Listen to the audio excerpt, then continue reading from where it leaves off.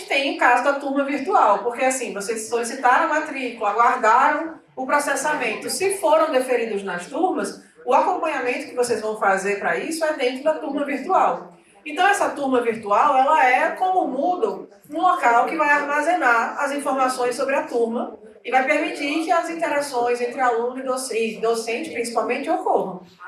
Na turma virtual, o que é que você pode fazer como discente? Você pode acompanhar os conteúdos que são disponibilizados pelo docente, os arquivos, as aulas, os tópicos de aulas, as enquetes, tarefas, caso sejam criadas.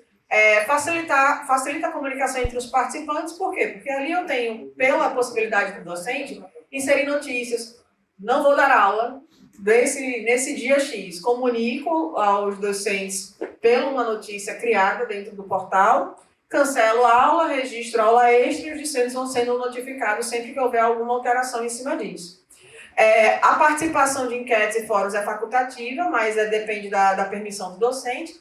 E você pode, principalmente, visualizar notas e frequências que são lançadas pelo professor. Não estou vendo minha nota, o sistema não está lançando. Converse com seu professor, ou não foi lançado, ou está oculto para, em um determinado momento, você poder visualizar. E você também pode fazer atividades online, caso seja agregado ao docente ali atividades, tarefas, alguns questionários, algumas atividades online para serem realizadas, tá? Todas as turmas que participou da UFAL já estão disponíveis no sistema. E como é que eu acesso? O link da turma virtual é realizado por cada turma que você tenha vinculado.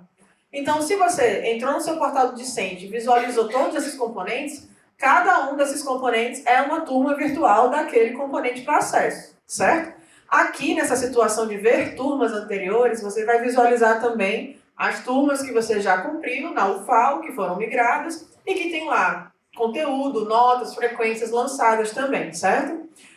Aqui você visualiza os horários que você já cumpriu e que estão, na verdade, vinculados ao componente e o local no qual vai ser trabalhado essas disciplinas. Geralmente o local não é assim não, cidade, né? Geralmente o local é prédio B, turma, sala 2, onde é que eu vou para poder achar aquela turma? Aqui também no portal vocês vão ter começando, não sei se já aparecia antes, mas vai ter a integralização de vocês também de maneira mais clara, né? Então, quais os índices, as integralizações, abaixo ali você teria uma barrinha com esses dados. E a turma virtual, o que é? Né? Uma compilação aqui das informações que o aluno, que o docente, na verdade, vai lançando com base nas manutenções do sistema. Aqui você vai visualizar todas as informações que ele lançou por tópicos de aula. Então, aqui nesse tópico está só o assunto. Digamos que ele lançou um arquivo dentro desse tópico, você vai visualizar aqui também. Digamos que o docente associou esse tópico com uma tarefa, você vai associar aqui também. Então, tudo que tiver de material agrupado em cada um desses tópicos lançado pelo docente, você vai visualizando. A turma virtual, ela tem aqui essa estrutura, um menu lateral, certo? Onde você vai ter as opções disponíveis para poder passear, vincular. Aqui nessa parte de turma, eu posso gerenciar o meu perfil de acesso à turma, visualizar o plano de curso lançado pelo docente e já salvo, os participantes que estão presentes nessa turma, visualizar o programa do componente e ter acesso às notícias ou fóruns que tiverem sido criados. Aqui eu tenho já um percentual das últimas notícias, a situação de atividades, as avaliações, quando é que vai ser a próxima avaliação? E aqui no caso o sistema também já tem essa possibilidade de visualização. Alguém perguntou, e frequência, como é que eu vejo, né? Então, à medida que você for lançando, que o docente for lançando a frequência, você vai vendo ali o percentual por dia do que foi lançado e das informações, né? Do que não foi registrado, perdão. As presenças que foram registradas, os números de aulas que foram realizadas, né, de registro dessa frequência, o percentual obtido em relação a elas, até para que você consiga identificar se está ou não dentro daquele percentual de 75% ou mais. Também é possível visualizar aqui, além da frequência, as informações das notas, mas eu acabei não vendo aqui. Eu vou passear depois no conteúdo com vocês, ali na turma, e aí vocês vão ter mais visão sobre como é que está essa estruturação, tá? Mas seguindo, além de turma virtual, que basicamente para aluno é consulta, é visualização de notas, é visualização de frequências, é identificar um conteúdo, é baixar, a gente tem também agora uma situação relacionada a atividades autônomas, que são atividades com carga horária flexível. E aí, assim, hoje, o que para vocês, o que eu vejo de turma virtual? Já tinham conhecido? Ficou vago? Ok? Eu volto ali para o sistema, só estou adiantando o conteúdo para a gente ter mais tempo para discutir. E aqui nessa parte de atividades autônomas entra um processo novo que vocês não faziam dentro do CIUE, pelo menos não dessa forma. E aí a gente vai precisar também que isso já ocorra dentro desse período que está começando. Aqui vocês já vão estar aptos, já abertos, para poder, ao entrar no sistema, começar a lançar suas notas. O que é essa atividade autônoma? É aquela que é complementar, ou seja, aquelas disciplinas, aquelas atividades que por interesse próprio você foi atrás para a formação acadêmica, são regulamentadas pelo curso, podem ser minicursos, extensão, participação em colegiado. Centro acadêmico. Exatamente, todas as situações. Como é que ocorria hoje? Você lançava, né, uma carga horária complementar geral para a coordenação e dizia, debite 400 horas de carga horária complementar. Como é que vocês faziam hoje?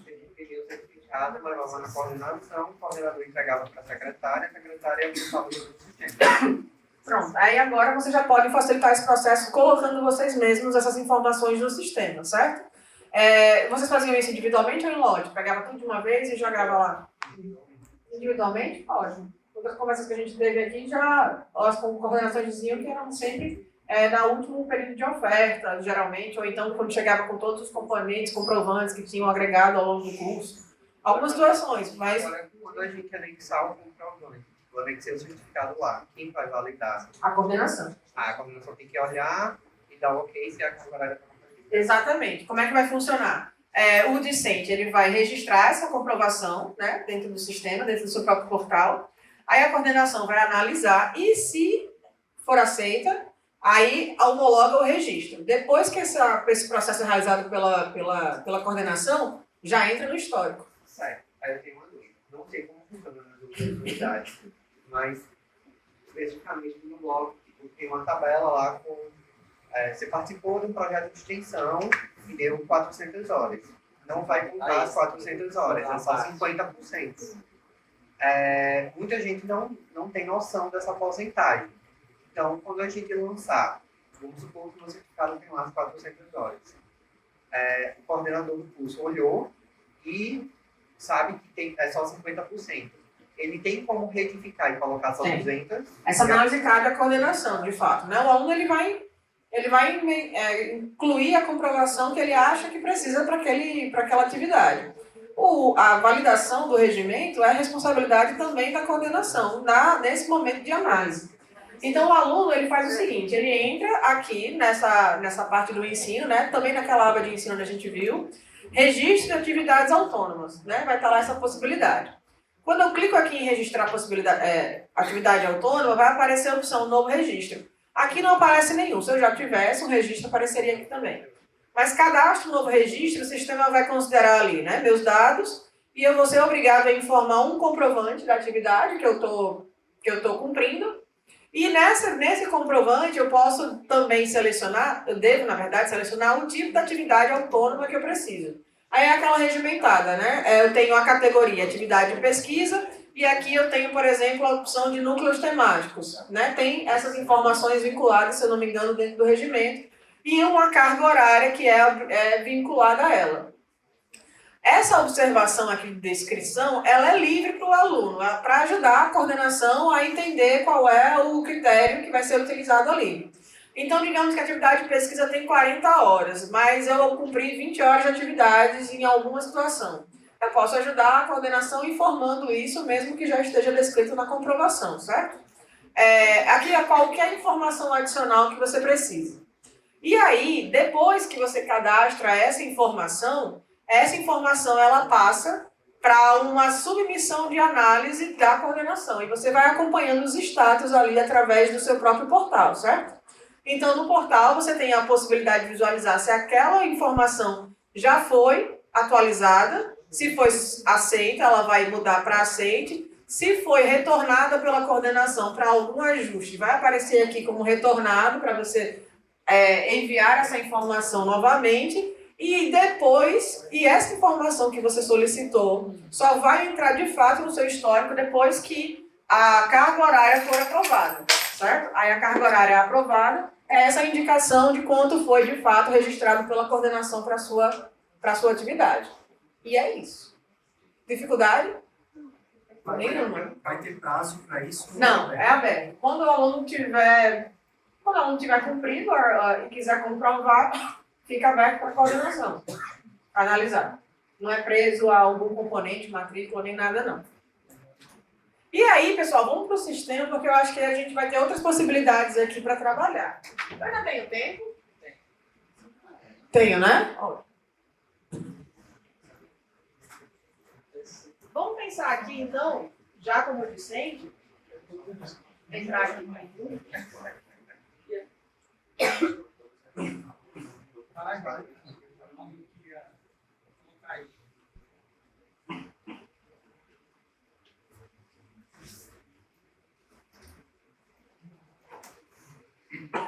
O Edna veio? O Edna, posso usar seu usuário para entrar no sistema? Eu lembrei de você. Só um minuto.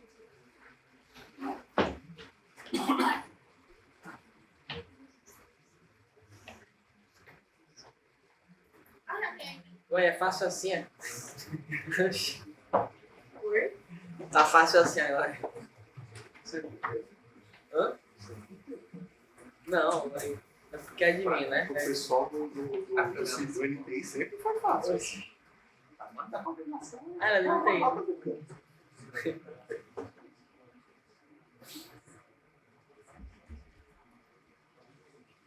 Então vamos lá. Nesse passo aqui do portal do discente, as outras possibilidades que eu queria mostrar para vocês é justamente aqui o registro, né? Mas a possibilidade de trancar. Ué, então você tem matrículas, né, aqui dentro do sistema. E nesse ponto, quando você vai realizar outra coisa, vocês conseguem me ouvir sem microfone? Não, né?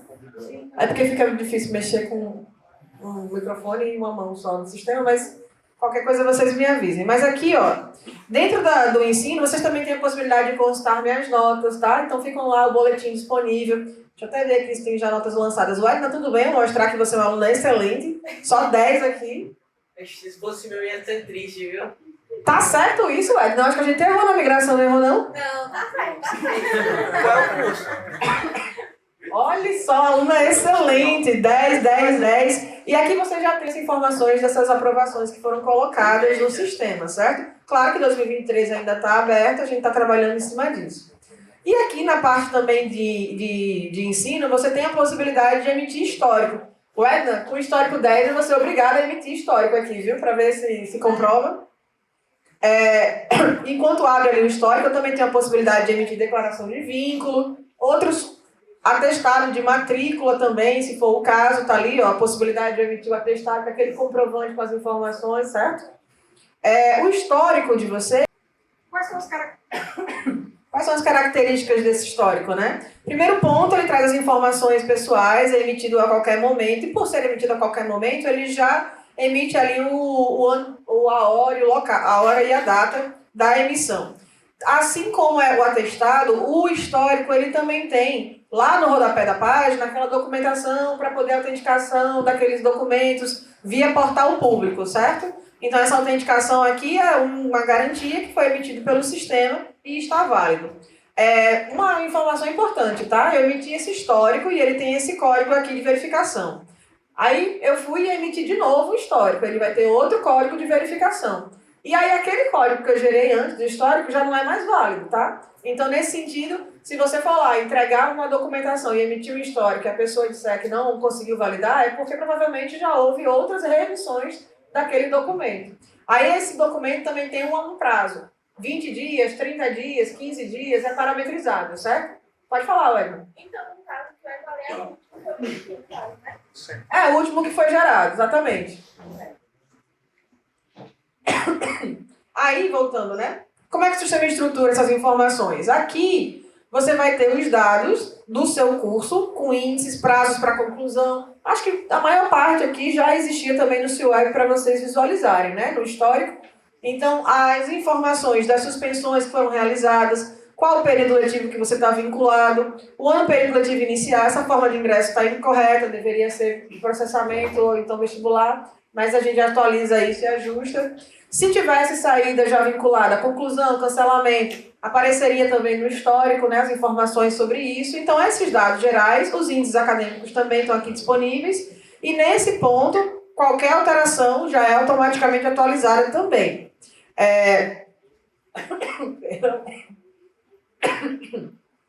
Pessoal, aqui a gente vai ver também um outro quadro vinculado aos componentes curriculares que estão cursados ou cursando. Edna, se você não identificar aqui algum componente que você cursou, calma, tá? A gente está fazendo também a relação de todas as migrações para bater e acredito que a maior parte já está aqui, faltando os últimos ajustes que ocorreram de junho para cá, certo?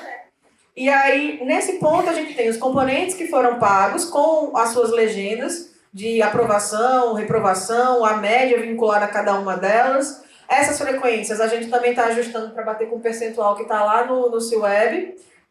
E aqui abaixo você vai ver um quadro de carga horária integralizada, ou seja, um apoio naquilo que você tem de fato para cumprir e que talvez ainda não tenha tanta ciência, tanta clareza assim sobre. Então, o que é que o sistema rege? Rege a informação da carga horária obrigatória, certo? E essas informações estão no seu currículo. Então, aqui, por exemplo, é obrigatório 2.952 horas de componentes obrigatórios. As informações das optativas também contam como carga horária a ser cumprida. E as complementares, que são também definidas na natureza do componente dentro da sua estrutura. Esse cálculo aqui, lembrando, ambiente de testes, ajustes, tá, Edna? Mas aqui tem situações onde você vai ter ainda uma carga horária a cumprir, por isso que você não está formada ainda. Então, nesse caso, é um débito aqui em cima desses dois pontos que deveriam estar sendo considerados. Aqui embaixo, você vai ter uma relação de todos os componentes que você ainda precisa cumprir. Para ajudar na matrícula, né? Tá lá as informações. O que é que eu preciso cumprir? Esses e esses dados. E os códigos que estão associados ao seu currículo, à sua estrutura. Então, o que já está matriculado ainda conta como pendente, porque você ainda não finalizou. Então, tá lá, vinculado à sua matrícula ainda, e vai ser atualizado quando houver integralização. Para histórico, algum problema que vocês, ou então alguma situação que vocês identificam, não identificaram de dados? Só senti inveja das notas. Não é? Eu vou pedir essa revisão de notas aqui. É tudo reavaliação final, tudo só ali na legenda. E aqui os dados gerados, ok, né? Esse é o histórico. Aí outra situação que a gente tem aqui disponível também, pessoal, é o trancamento de matrícula. O Edna, ela tá ali com 5, 10 componentes e vai cumprir com 10 todos eles. Mas digamos que ela observou que ela não é tão ninja assim, que ela vai precisar trancar algum componente para poder ter uma vida. Aí, nesse sentido, o que é que ela pode fazer? Realizar o trancamento de matrícula. O trancamento de matrícula é diferente do trancamento de programa, tá, pessoal? Aqui eu não estou fazendo trancamento de programa, estou fazendo trancamento de matrícula. Quando eu faço isso, eu posso ter a visão aqui de todos os componentes que eu estou associado naquele ano período que eu gostaria de trancar, e eu vou dizer ali que eu não quero essa solicitação, por exemplo. Eu vou ter que informar um motivo pelo qual eu estou solicitando esse trancamento. E nesse caso, é para que haja também uma informação gerada para a Prograde, nos relatórios que são gerados naquele módulo, no módulo de graduação, para identificar quais são as principais causas de abandono do aluno dentro daquela disciplina.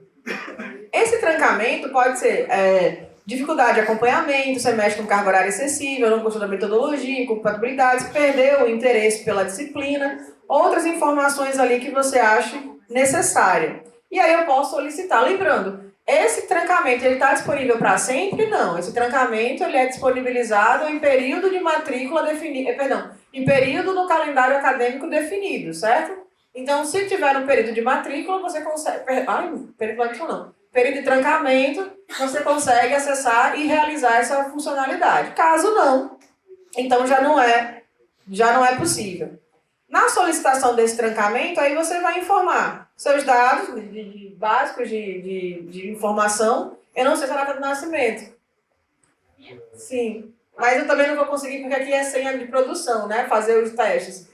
Mas se você tentar fazer a sua solicitação e tudo mais, vai aparecer ao final de confirmação da solicitação que foi realizado a sua solicitação e que, nesse caso, há uma parametrização no sistema, para que você tenha até 7 dias para desistir ou não desse trancamento, certo? Então, eu realizei a solicitação hoje, dia 14 de julho, eu tenho até 7 dias para poder desistir desse trancamento. Eu não preciso comunicar a coordenação, nesse sentido não precisa. A coordenação, ela recebe as solicitações de trancamento e analisa e orienta o não trancamento, se for o caso. Mas mesmo assim, essa decisão é do aluno, tá? Essa decisão é de vocês, se vocês querem ou não continuar com o trancamento. E aí, passou 7 dias, o que acontece? Trancou.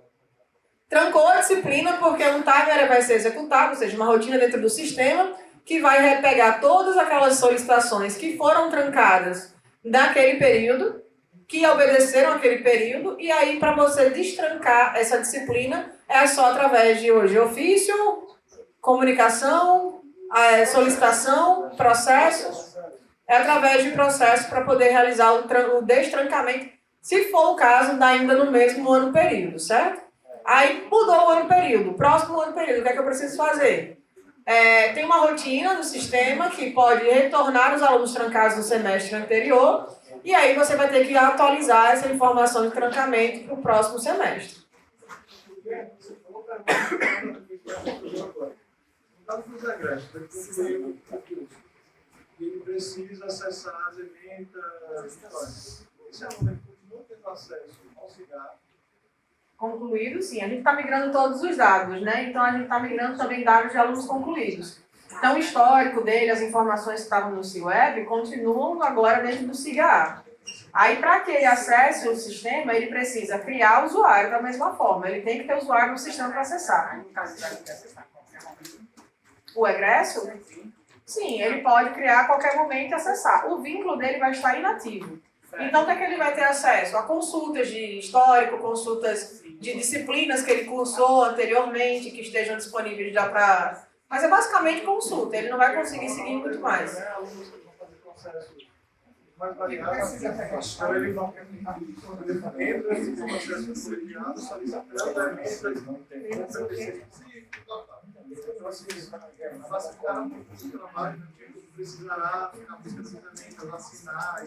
Basta que ele acesse o sistema e como já está migrado essa informação, então ele vai conseguir visualizar da mesma forma, como vínculo inativo, certo? Em relação ao legado, porque os problemas não foram, né? Alguns foram, eu vi alguns hoje. Porque o biônico, a gente está lembrando. Aí esses são todos. Das criações dos novos, a gente não pode identificar, porque eu tinha visto alguns que tinham já toda a estruturação dos planos e dos programas de aula, inclusive, o plano completo. Pega um caso para a gente poder analisar, porque pode ser algum critério que sumiu a migração. Mas foram consultar as coordenações agora, né? E consultar as turmas que estavam abertas. Aí o plano... Das turmas abertas, né? Agora, Entendi. Para os antigos já estão, você chegou a ver, porque eu tinha visto dos antigos. Assim, no processo de imigração, talvez a gente vá considerar todos agora de uma vez. Turmas 2023.1, os dados estão incompletos. A gente pegou só o início delas na migração agora, certo? Então agora, em 7 de agosto, é que a gente vai pegar o banco completo.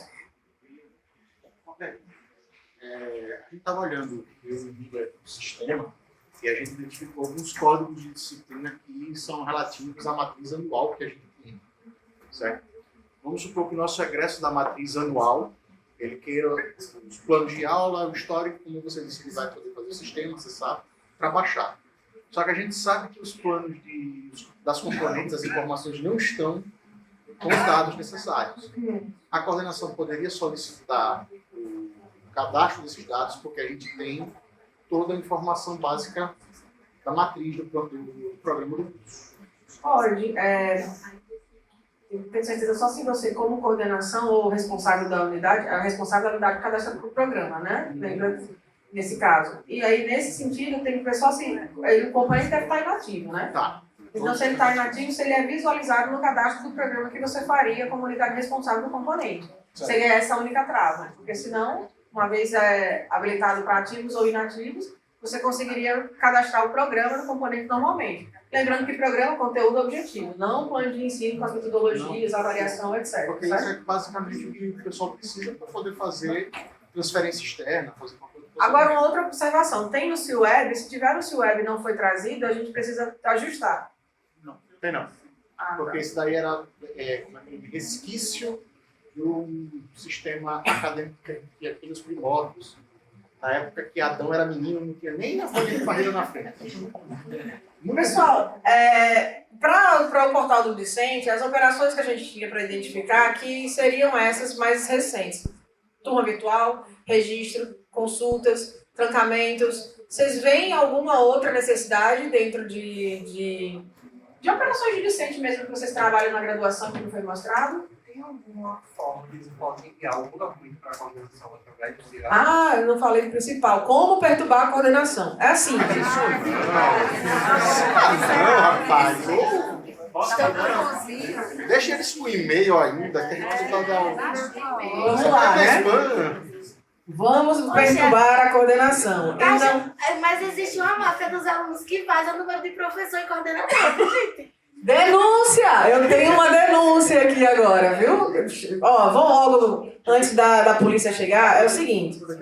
Pessoal, aqui a gente tem, dentro da aba de outros, a possibilidade também de realizar uma solicitação direta à coordenação do curso, certo?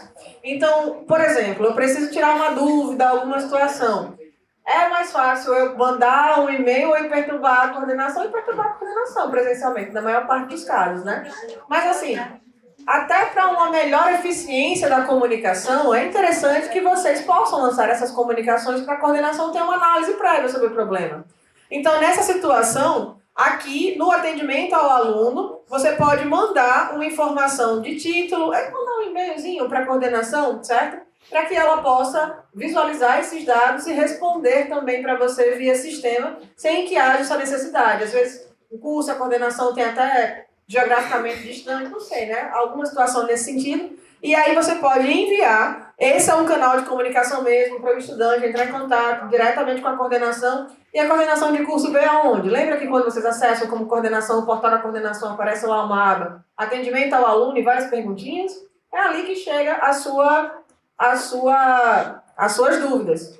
Então aqui você pode mandar alguma comunicação direta para a coordenação. Mas não pode anexar nenhum arquivo. Ainda não, anexar arquivos ainda não está disponível. Agora, se você quiser mandar um e-mail, alguma informação direta, lá na página da coordenação você pode encaminhar um e-mail também para eles. Deixa eu ver aqui alguma outra situação. Eu passei por aqui avisar a ausência de professor, mas isso aqui é uma situação que indica um aviso. Mas, assim, esse aviso ele é analisado pela coordenação, pela unidade de lotação. É uma forma de você estruturar, mas, assim, com parcimônia. Isso não é tão divulgado porque o aluno, de vez em quando, passa um trote, assim, né? E aí gera uma necessidade que é até inconveniente nesse sentido. Mas está aberto o canal para que vocês possam também informar qual é a disciplina que o professor X não apareceu e qual o dia de aula também que não foi dado, né? E aqui você pode observar e enviar essa notificação.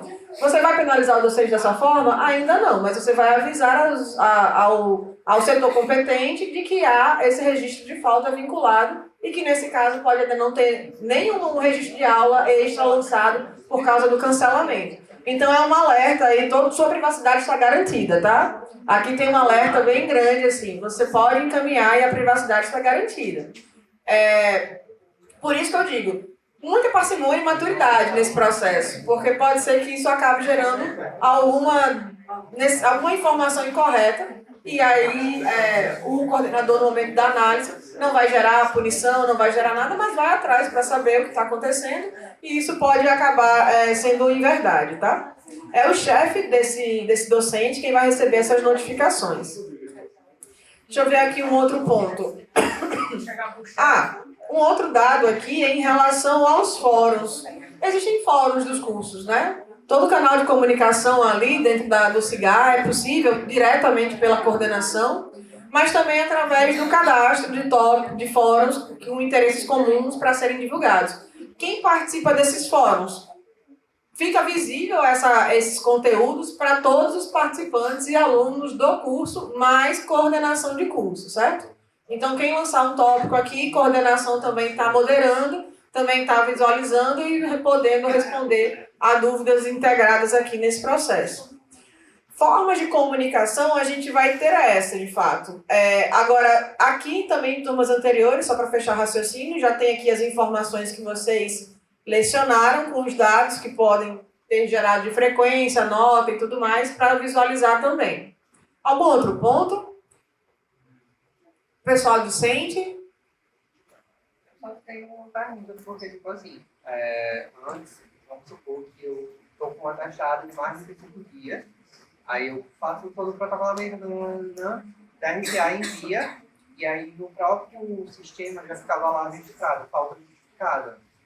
E aí, vamos supor que o meu atestado foi de 1 mês, e ainda não chegou esse 1 mês. Quando o professor fosse colocar as faltas, já ficava lá que estava justificado. Vai continuar isso? Esse aviso de falta esse atestado, né, encaminhado, não tem um fluxo definido no sistema que leve o discente dentro do sistema a informar essa situação diretamente, certo? Como o lançamento de faltas é feito pelo professor, então o envio dessas informações partiria para o coordenador ou para a coordenação, para o docente ou para a coordenação, para que eles possam avisar o docente de que existe essa necessidade aqui de análise. E é o docente quem indica se essa falta vai ou não ser computada no total de faltas do aluno.